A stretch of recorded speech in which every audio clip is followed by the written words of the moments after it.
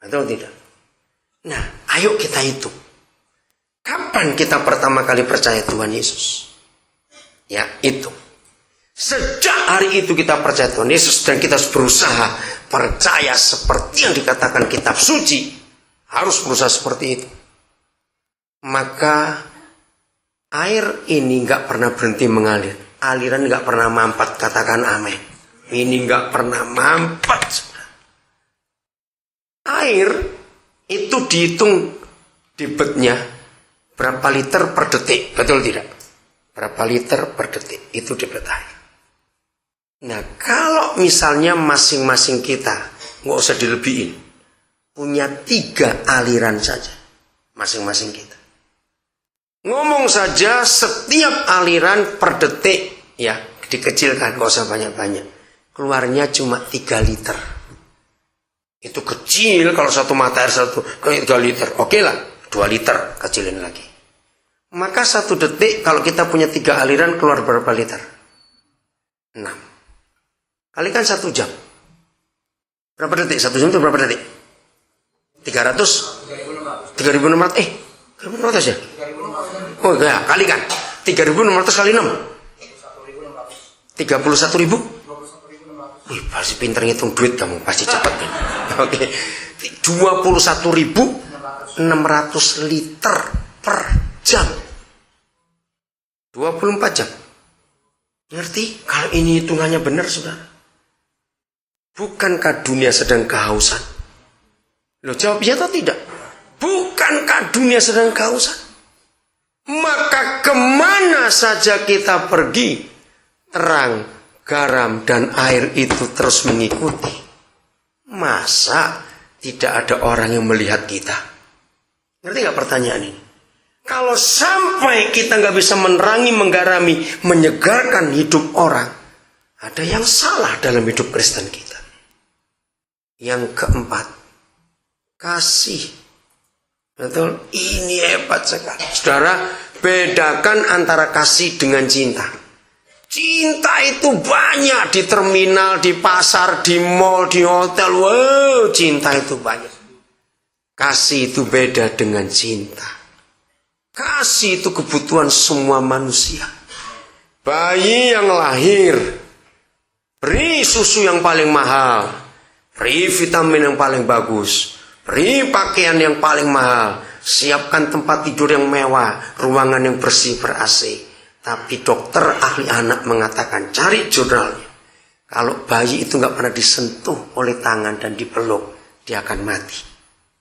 Karena rabaan tangan orang tua menyentuh kulit bayi, itu rangsangan mempercepat pertumbuhan sel-sel sarafnya. Hebat sekali. 5 tahun yang lalu di Amerika ada kisah yang gempar. Saya lupa siapa namanya. Sekarang sedang mau dibuat film. Saya nggak tahu sudah jadi atau belum. Dia itu anak tunggal dari 1 janda. Sampai umur 40 tahun lebih, selama 40 berapa, dia itu nggak menikah. Sebab dia terlalu sayang dengan mamanya. Mungkin ibunya juga terlalu protek pada anak ini. Karena cuma 1 nggak punya bapak. Akhirnya anak ini nggak mikir menikah. Hidup hanya untuk ibunya. Akhirnya ibunya meninggal waktu di umur 40 lebih. Waktu selesai pemakaman ibunya, maka dia pindah kota. Dia jual semua yang ada. Dia ingin menghapus kenangan dengan ibunya. Bisa bayangkan bukan? Lalu dia pindah ke kota. 1 kota lain. Dan dia cari kerjaan. Ternyata setelah dapat kerjaan cukup bagus posisinya. Dan gajinya cukup baik.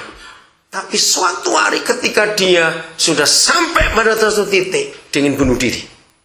Dia bilang hidup percuma, nggak ada artinya karena mamanya sudah meninggal. Dia nggak mikir menikah. Saudara, akhirnya dia coba mikir cara apa bunuh diri paling gampang. Setelah dia pikir, adalah nembak dari mulutnya. Dia mulai ke toko pestol. Kisah dia menarik sekali. Amerika gempar waktu ada kisah itu. Seminggu pertama dia nggak beli. Sampai pemilik toko pestol itu bingung. Dia cuma ngeliatin bolak-balik tiap hari dalam seminggu datang. Nah akhirnya yang punya toko tahu. Dia bilang aku akan membiasakan diri untuk pegang barang ini. Karena dia masih takut. Tapi nggak bilang untuk bunuh diri. Minggu kedua dia baru belajar caranya ngisi pelurunya. Caranya ngeluarkan. Minggu ketiga dia baru beli. Nah dia bilang cuma minta peluru satu aja, nggak mau Pak. Saudara sampai rumah dia jadi bingung sendiri. Dia usah masukkan mulut, nggak jadi. Mulut nggak jadi. Terus begitu. Ketika hari ini dia paksa, besok aku harus mati. Ini hari terakhir aku kerja. Saudara, hidupnya berubah total. Ketika hari itu dia masuk ke kantor, entah angin apa, bosnya ini lewat di pinggir dia duduk, cuma nepuk pundaknya. Good morning, how are you? Udah, lewat bos ini. Saudara, orang ini berubah seketika. Dia seperti bangun dari mimpi. Dia berkata, ada hal yang beku selama ini. Saya sampai lihat ke bawah, runtuh. Dia sadar. Maka dalam kesaksian dia, yang menggemparkan Amerika, ditulis ini, the power of touching.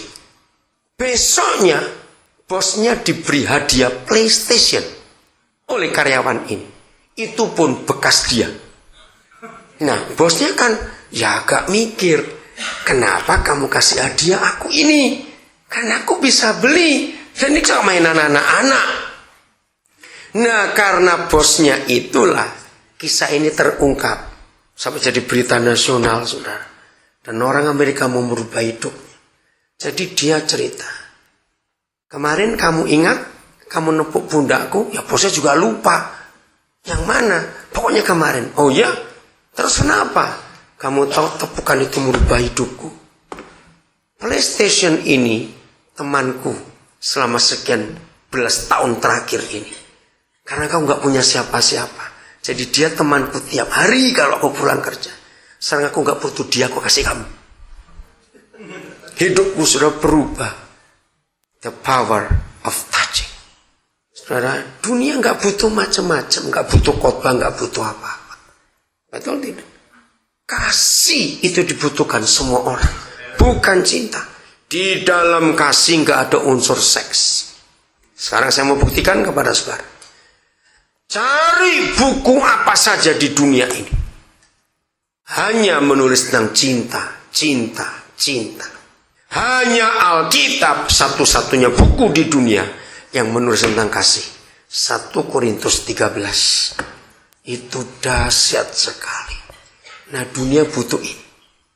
Maka itu kalau kita menyatakan kasih, ditambah dengan air, ditambah dengan garam, ditambah dengan terang. Jangan bilang terang bulan, awas. Maka dunia akan sembuh, katakan amin. Dunia akan sembuh. Maka itu ubah konsep menyatakan Injil kepada dunia. Harus percaya Yesus dulu. Tidak. Itu konsep yang salah. Bagaimana kita nyuruh orang itu percaya kalau dia nggak tahu siapa yang mau dipercayai? Kebalik aturan itu. Memang ada ayat berkata, kamu mau percaya tidak? Bukan itu nih maksud. Maka itu saudara mulai hari ini, percayalah, mencari jiwa itu nggak susah. Katakan amin. Nggak susah. Kalau daya tarik itu ada, percayalah, maka dunia akan tertarik kepada saudara. Bukan kita tertarik pada dunia, tapi mereka yang tertarik pada kita. Karena kita punya sesuatu yang orang lain nggak punya, dan sesuatu yang kita punya itu kebutuhan pokok mereka. Apa tadi 4 cepat? Terang, garam, air, dan kasih. Satu-satunya tulisan yang menuliskan who is love. Siapa kasih itu? Bukan cinta. Siapa kasih itu? Saudara boleh buka 1 Yohanes 4 ayat 8. Tuhan itu adalah kasih.